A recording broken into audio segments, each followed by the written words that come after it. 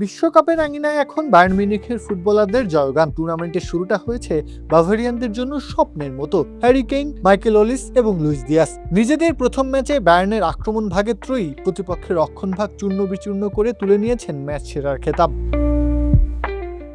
ইংল্যান্ডের হয়ে ক্রোয়েশিয়ার বিপক্ষে 4-2 গোলের জয়টা পুরোপুরি ছিল হ্যারি কেনের দখলে। পেনাল্টি থেকে গোল করে স্কোরবোর্ডে নাম তোলার পর কেনের হেডটি ছিল দেখার মতো। কেবল গোল নয়, গোল করার সুযোগ তৈরি আর সতীর্থদের সাথে বোঝাপড়ায় কেন ছিলেন এক কথায় অপ্রতিরোধ্য। তাই ম্যাচ শেষে সেরার কৃতিত্বটা তার হাতেই উঠেছে।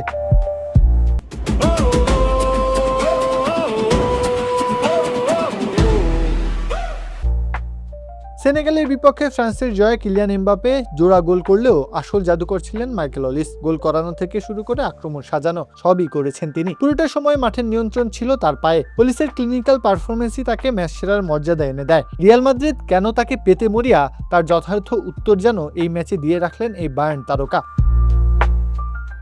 দক্ষিণ আমেরিকান দল কলম্বিয়াও পেয়েছে দুর্দান্ত সূচনা। উজবেকিস্তানের বিপক্ষে দলের গোল উৎসবের নেপথ্যে ছিলেন লুইস দিয়াস। নিজেদের প্রথম বিশ্বকাপ ম্যাচেই গোল করার পাশাপাশি গোল তৈরিতে অসামান্য অবদানের স্বীকৃতিস্বরূপ ম্যাচ সেরা নির্বাচিত হয়েছেন তিনি।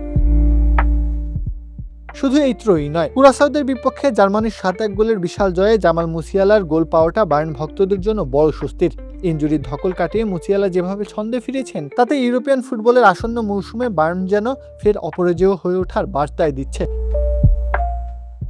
প্রত্যহ কাব্য, খেলা ৭১।